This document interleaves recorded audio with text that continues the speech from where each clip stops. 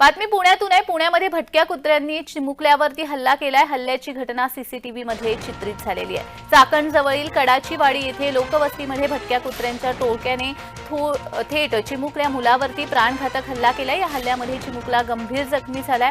कडाची वाडी येथे यश पार्क रोडवरती चिमुकला रस्त्यावर खेळत असताना कुत्र्याच्या टोळीने चिमुकल्या मुलावरती हल्ला केला। या हल्ल्यामध्ये चिमुकल्याला खाली पाडून त्याचे लचके तोडण्यात आले आणि यावेळी नातेवाईकांनी प्रसंगावधान राखल्यामुळे चिमुकल्याचा जीव थोडक्यात बचावलाय। हे प्रकरण सीसीटीव्ही कॅमेऱ्यामध्ये कैद झालंय।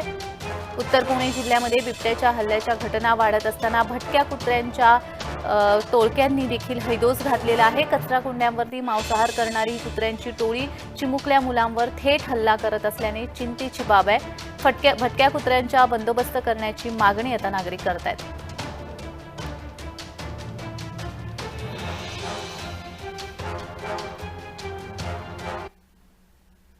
तर या संदर्भात अधिक माहिती देण्यासाठी आमचे प्रतिनिधी रोहन कदम आपल्यासोबत जोडले गेलेले आहेत। रोहन, बिबट्याचा त्रास कमी की काय म्हणून आता भटकी कुत्री जी आहेत त्यांच्या टोळीने एका चिमुकल्यावरती हल्ला केलेला आहे आणि थोडक्यात त्याचे प्राण बचावले आहेत। मात्र प्रशासनाकडून या भटक्या कुत्र्यांसंदर्भात काही पावलं उचललं जात नाहीयेत का अजूनही?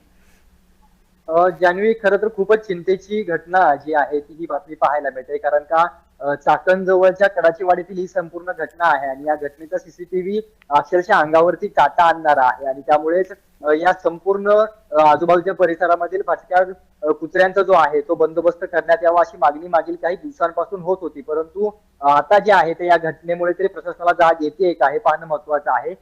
आपण जर का या सीसीटीव्ही फुटेज मध्ये पाहिलं तर चिमुरड्यावरती जो आहे तो अक्षरशः लचके तोडण्याचा प्रकार या भटक्या कुत्र्यांनी केला आणि नागरिकांकडून जी माहिती समजते त्या माध्यमातून आजूबाजूच्या कचरा कुंड्यांमध्ये मांसाहार खाण्यासाठी ही संपूर्ण कुत्री जी आहेत ती येत असतात आणि त्यांच्या माध्यमातून जे आहे ते हा सगळा पणा जो आहे तो या कुत्र्यांनी केलेला पाहायला मिळतोय। या चिमुरड्यावरती प्राणघातक हल्ला जो आहे तो या कुत्र्यांनी केला।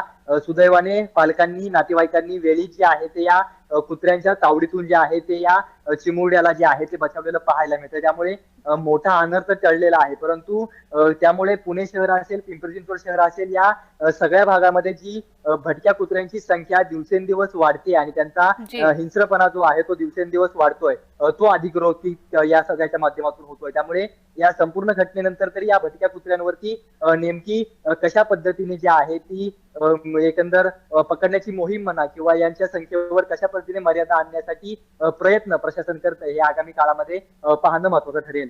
अगदीच धन्यवाद रोहन, तुम्ही दिलेल्या सविस्तर माहितीसाठी।